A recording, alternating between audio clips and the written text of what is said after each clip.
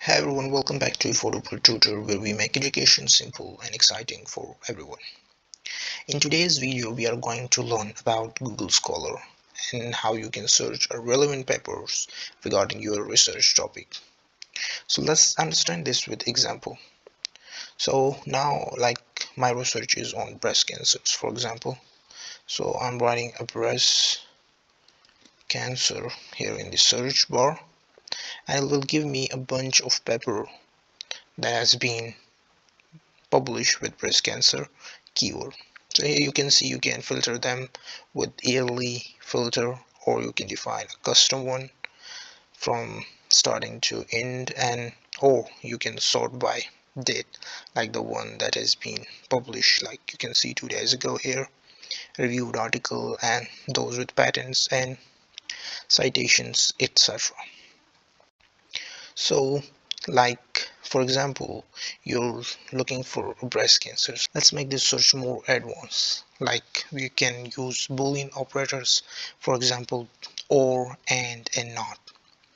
So for examples, I'm looking for breast cancer, so I will use a quotes like breast cancer.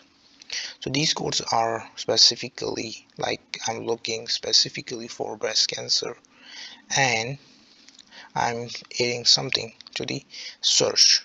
I'm adding more to the search, like I'm defining the parenthesis here. I'm writing a treatment or therapy. I'm looking for either a therapy and treatment. So jointly it means that I'm looking for a breast cancer treatment or therapy.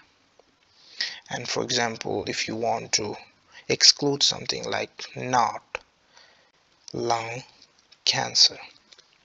So now let's give it a search. So it will give you all the relevant papers that you are actually looking for, like the keywords that included in your title or research topic. You can just select it, you can just write it here with just boolean operators defines like and, or not. So it will give you, it will make your search targeted. And here you can see these papers contain treatment, cancer or breast cancer, and etc. So this is all about like searching relevant paper regarding your research topic. You can use this search, you can use this advanced search in any browsers, like searching on Google, finding something else, or you can use it for LinkedIn, YouTube, or everywhere you want something specifically targeted. So you can use such boolean operators there. So thanks for watching, and if you like this video, please hit the like and subscribe button, and see you in the next video.